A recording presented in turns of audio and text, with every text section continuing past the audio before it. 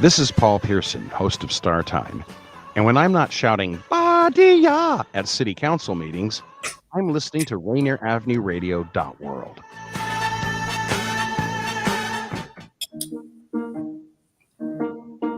You probably have questions about COVID vaccines. Here are some answers about how they're being made. How are COVID vaccines being produced faster? Usually, vaccine testing and production are separate steps. But because of the pandemic, vaccines are being developed on parallel tracks. So both steps are happening just at the same time. How are the vaccines being tested? Right now, several different COVID vaccines are in testing. Each go through multiple clinical trials with up to thousands of volunteers. How do vaccines get approved? Not all COVID vaccine versions will make it to the final stages of testing and approval. Produced vaccines that do not pass clinical trials will be destroyed. But for those that do pass, a team of medical experts will examine test results and possible side effects. If the vaccine is effective and safe, it gets approved and gets to you. Go to covidvaccinewa.org to learn more. A message from the state of Washington.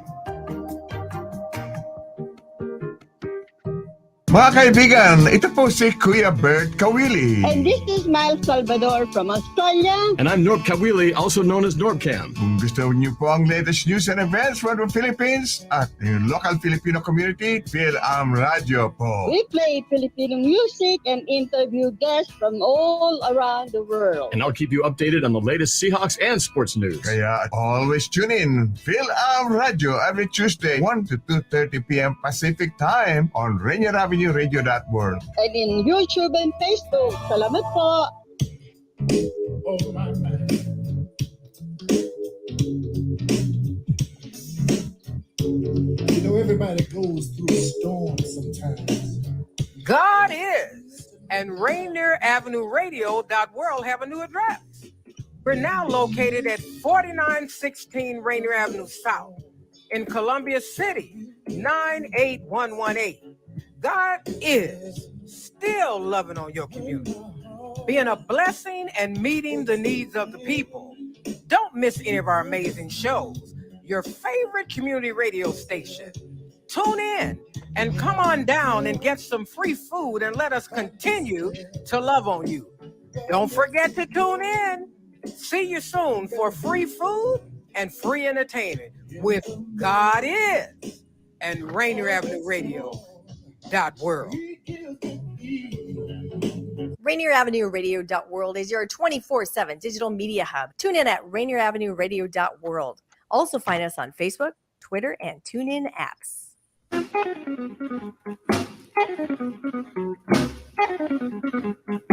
Right. There is our team.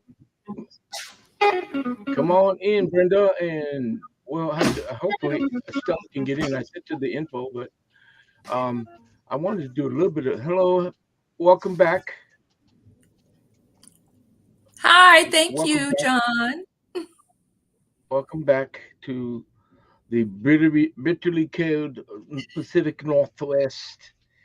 Yes. And having an area of 80 plus degrees weather. It was 80 wonderful. Degrees Fahrenheit. Don't you like that term? Fahrenheit. Yes. Well, anyways, Fahrenheit. Very nice. And it's named for a person named Fahrenheit. Dr. Fahrenheit, I think it was. Yes. Anyway. Oh, is that right? And so, yes, I have invited a very special guest, Estela Ortega. You know, when you hang out in the community, you run into almost everybody. True. Unfortunately, I haven't run into you lately, but that's another story. You and Paul, so Reverend Paul, but that's okay. We invited her because there's some really exciting information coming from El Centro de la Raza, and the fact that they are going to be, well, we'll get into it, but let me do this real quick. I always try to do something in honor of our guests, so I do this little background. That's the Beacon Hill Elementary School, and I think it's pretty close to its President's Day state, but there's so much of a complex built around it. Oh, You know, know. yeah, I know the plaza, and you've got the the Marti Daycare Learning Center, etc. So you know it's a very big complex right on Beacon Hill, right next to the Sound Transit Beacon Hill Station. Anyways, El Centro de la Raza has been around for 50 years, believe it or not.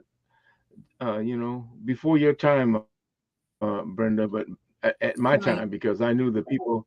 There was an occupation of an abandoned building that was Beacon Hill Elementary formerly, and back in 1972, actually beginning in 1971, people involved in the community, led by Roberto Maestas, just a really forward-thinking, community-based individual, and he garnered some allies, Eddie Ryan, Larry Gossett, etc. And they occupied that building as well as other members of the community. In those days, we said Chicano, Chicana community, the Latinx community, Hispanic community. And they took that building over. And finally, the school district, with the help of the city, relented. And they were able to take control of and ownership of that building. And then several years later, they had to repurchase it because of the change. There was a change in ownership or something. I'm not quite clear on that. I think there's, because it was public property, it had to be bought at a close to market value. I think that was a law that was passed. I think that's really what the law was. You can no longer have something that was paid for with public money for a song and a dance. You have to pay what is close to, at least appropriately, somewhat close to market value. I believe that's what happened, and that's what happens. So even though you have things like eminent domain and stuff like that, public entities still get their fair share in terms of value. So that's what happened, I believe. So, but the money was raised. They bought the building. It's totally owned by El Centro de la Raza, and they have many programs there. And we're not gonna really have time to get into them. And I hope Estela can get in. I sent her the information. But when I was doing a interview on my Seattle Here and Now show in honor of Latinx, Hispanic, Latino Heritage Month and Latinx Heritage Month, I had Miguel Maestas, who's in literally part of the Centro of the administration, the folks that run El Centro. Estela Ortega is the executive director, but Miguel is a significant program director. And he mentioned that there will soon, I believe it's going to be coming up in March, in a couple of 3 months, groundbreaking ain't going to be groundbreaking now because it's frozen, but that's for sure. we noticed that.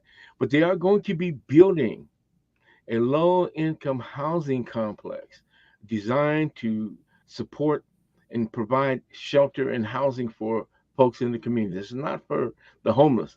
This is for individuals to, acquire like a leasehold in terms of an apartment, or I would say an apartment, not a condominium, but an apartment.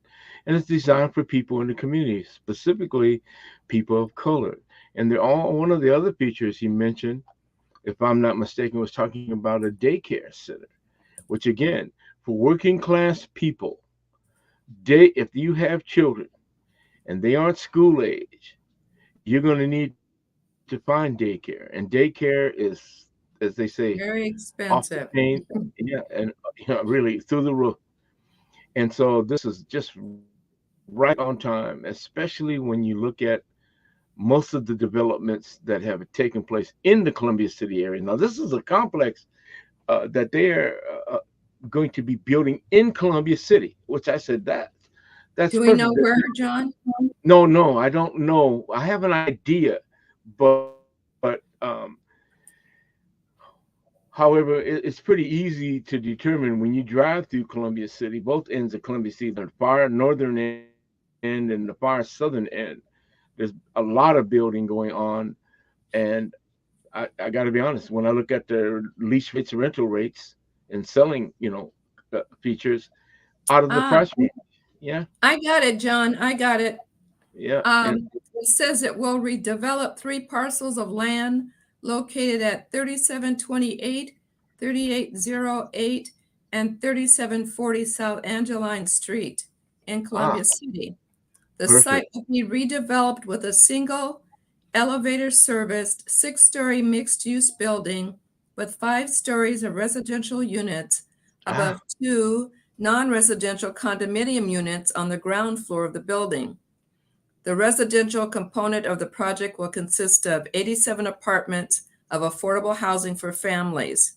There will be 40 one-bedroom, 29 two-bedroom, and 18 three-bedroom apartments. The rent will range from $651 to $1,805. Oh my God, that is incredible. And it says on-site amenities for residents will include a management office, community room, rooftop open space, bicycle racks, trash and recycling chutes, and of course, laundry rooms. Wonderful. The 2 non-residential components of the project will consist of space for a child development center and community church. Wow. That now see, how can you, if you live in a, how can you say, hey, I'm against that? I don't think we need it. I mean, there are people that'll probably say something like that, Brenda. Probably. For obvious reasons, but this is something that's needed because, again, like I said, and you know what I'm talking about because you've done it too. You walk through the neighborhood or drive through the neighborhood, and you look at these edifices that say for lease or for rent. Then you look at it and you go online and look at what they're charging. It's price prohibitive. Right. It is not. It just doesn't.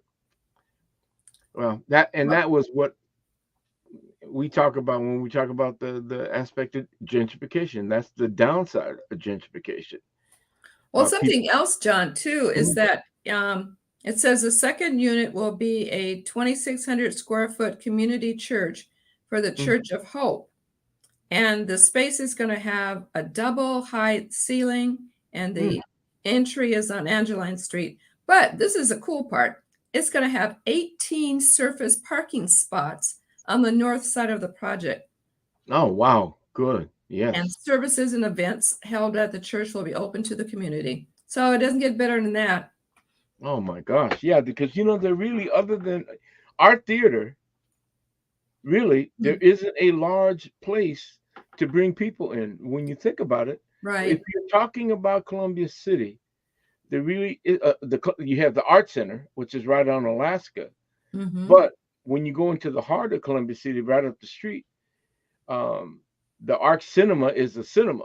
We are the only entity with room for people at the Columbia City Theater, which we own. That's our headquarters now. But is that cinema still working? Arc Lodge, yes. The room right next door to Molly Moon's. Yep. Yes, I've been there, but it's been a few years.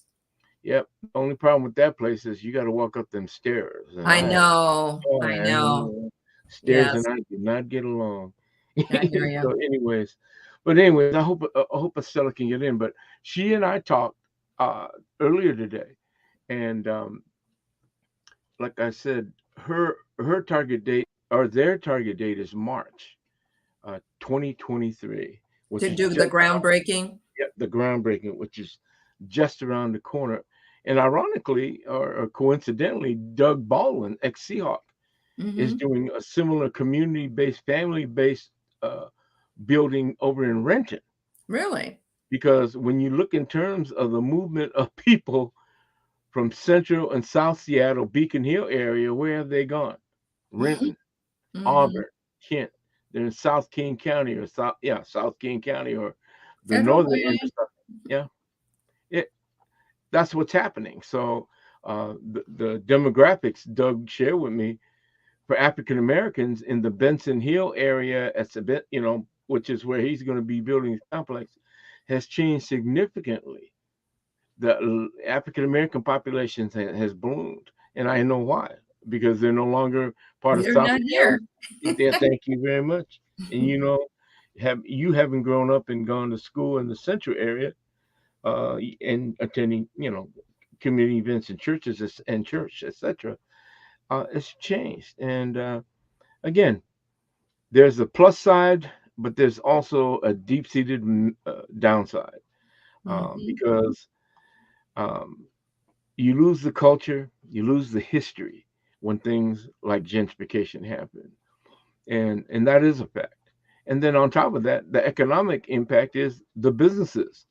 Yes. Businesses that serve those communities, they move out too, because there's no Right. longer, there's no longer anyone that they can cater to. So that's what's so interesting. So I'm hoping we can get Estela on. This is also their 50th anniversary. El Centro de la Raza, the place, the place for the people. El Centro, the center for the people. That's Raza, the race. I'm trying to do the best I can to, I know, John. I know, and I'm laughing, but I was thinking. In fact, I read an article about the how the noise from the airplanes are affecting those of us that live on Beacon Hill. And every night I go to bed with earplugs in my ears, and I really hadn't thought much about it until this morning. One of my earplugs had fallen out, and I could hear this plane going over because I'm close to Boeing Field. In fact, I get to see the Blue Angels when they come into town and when they leave. I just stand there, look out the window, and say bye. Wow. But yes, that noise issue has definitely impacted the communities. And Adam Smith in 2018, Congressman, yes, introduced the Aviation Impacted Communities Act. And it's definitely a concern of the residents because there's nowhere else, I guess, that they can take off and land. But I didn't even think about that when we bought over here. And that was 20 years ago. And it didn't seem like a real issue as it is now. Well, but let's face it, SeaTac Airport and Boeing Field, lots of traffic over that 20-year period of time. Right. And the other thing that's happened is, and you know what I'm talking about, Delta has put their footprint in Seattle. SeaTac, it used to be exclusively Alaska United, but now Delta coming all the way from Atlanta. Yes, that's true. They're seriously competing at a very, very high level with local Alaska, particularly for the market share. And there are a lot of flights. I mean, remember, we could barely remember Delta. If you lived in Atlanta, you knew who Delta was, because when I was there, everything's Delta. You come up here and it's Alaska, and United, because of Eddie Erickson. I think he's a local guy that was chair of United, so he always made sure there was a United up here. But those two, all of a sudden, boom, Delta's here now, and they're pushing big time, and they are for their market share, or more than their market share here. So, well, geez, I hope it may be too late if Estela can't get on. I did send her the login link earlier today. I hope if everything's okay with her, but nevertheless, we're gonna, as they say, forge on. And as I was mentioning, El Centro de la Raza is celebrating the 50th anniversary, which means, God, it just seemed like yesterday, huh? That they didn't they have a live event at the Washington State Convention Center? Yes, they did. They had their annual. October, I think it was. Yep, they had their annual, but it was also doubly significant because it was their 50th anniversary. They were celebrating at the convention center, big time event. Unfortunately, I couldn't go, and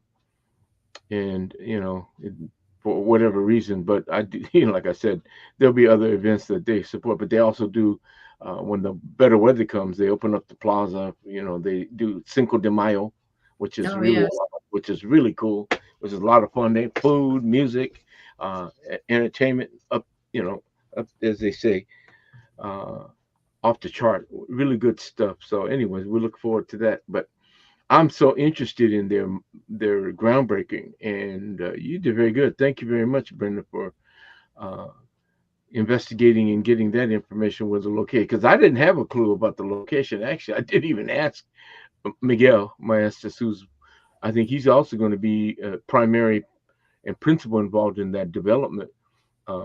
Miguel Maestas is a Maestas. He's the nephew of the late Roberto Maestas. So he comes through this through his bloodline.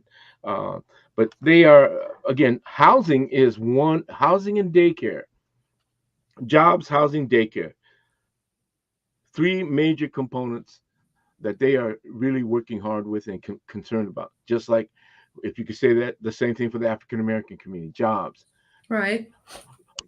home, childcare.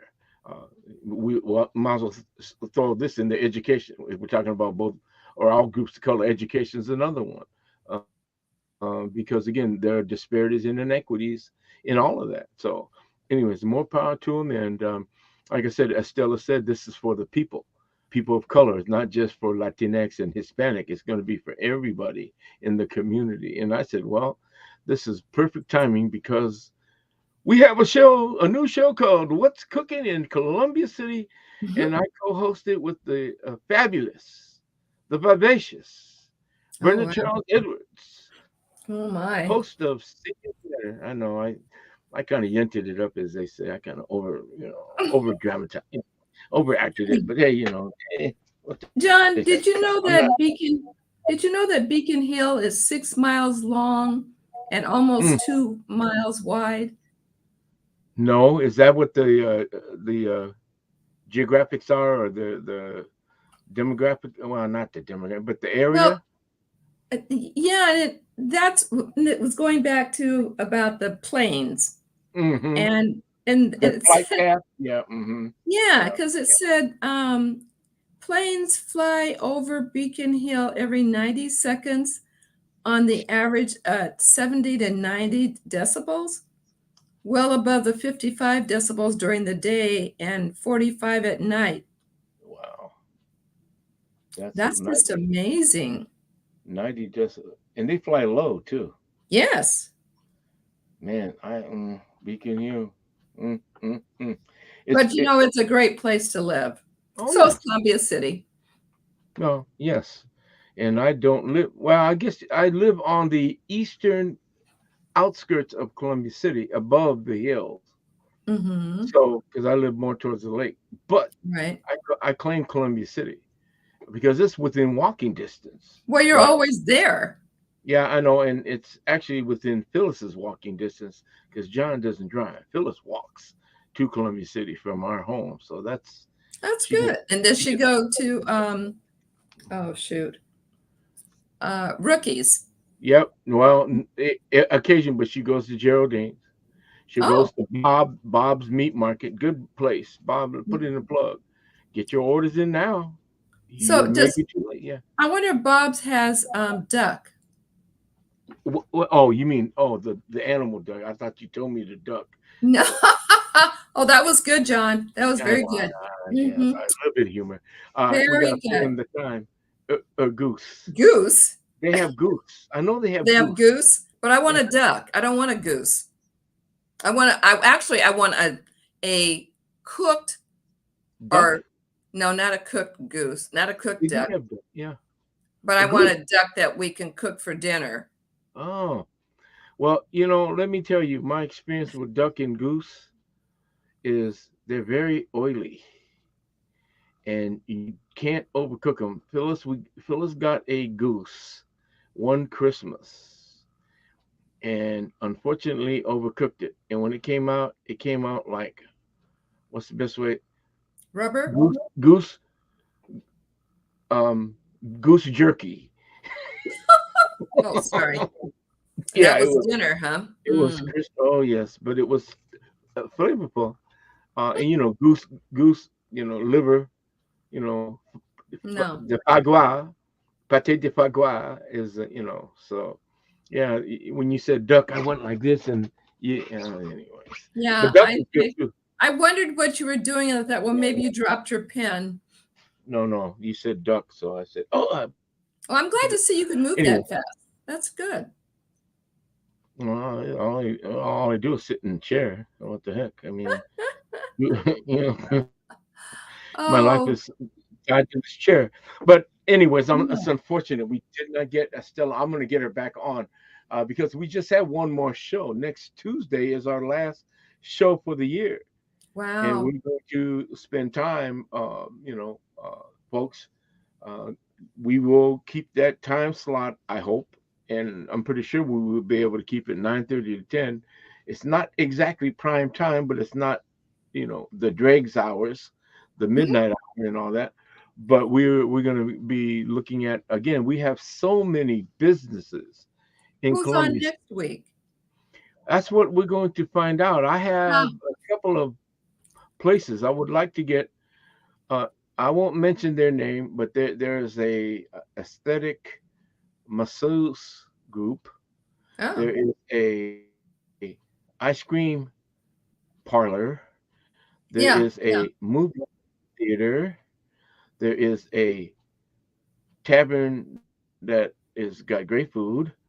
You also got a Neapolitan pizza place. You've got another pizza place. You've got, You've got soul food up the street in Hillman City. Right, and we won't. That's mention what I'll them, try but to do is get hold of them. That's Yeah, right. I okay. forgot.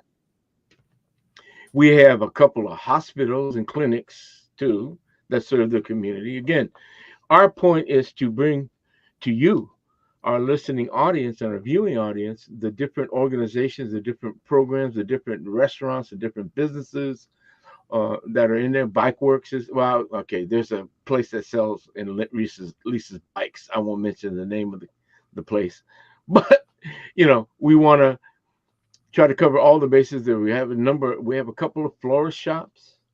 We have one Thai restaurant. One Thai restaurant, And then which we was have very good. Yeah. And we got a saloon, which is interesting. It's called the Saloon. Eric, I know you appreciate that one. That's our buddy Eric. Oh, Saloon. And then there's Shout out to Eric. Yeah. And then it's kind of a unique place. All of the places in Columbia City are very unique. And it's almost like they have determined that there's a flow, there's a aspect of Columbia City that only they can capture, because you don't see the same kind of, I guess what's the best way to describe it? The same kind of environment when you go to different communities. Columbia City has its own unique, every community probably has their own unique setting. And that's why I like it. And that's why you like it, because it's ours. We feel comfortable there. And, you got a mix of everything. And so, like I said, it's a great opportunity. I like doing this show. It does take some effort, as Brenda knows. It takes effort, but it's worth it because we're also promoting our community. And the better we can promote our community, the better it is for our community. That there's massive dollars out there in terms of economic development and things that can be very important to a community. But the community has to stand up and say we need it, and there also has to be an interest in those kinds of things. And so I think that, and you know what I'm talking about, Brenda, politics. Hey, I just thought of something before we have to go. If anyone in our audience is needing a tax deduction, feel free to send your checks to Rainier Avenue Radio.world. We're your community radio station, and we would love for you to continue supporting us. Just thought I'd throw that in. Oh, that's a great plug. You could be the spokesperson for every show now from this point on, because my show comes on Fridays. Oh yes, I know. At 12:30 p.m. I am not broadcasting the rest of this year, but I'll be back on the air on Friday, January 6th at 12:30. There I am. Seniors Matter. Seniors Matter. And then, of course, we have John, who does Seattle Here and Now on Thursday nights at 6 p.m. It's going to be an interesting show. I've invited different people to come in to talk about how they celebrate Christmas or the holidays. It doesn't even have to be Christmas.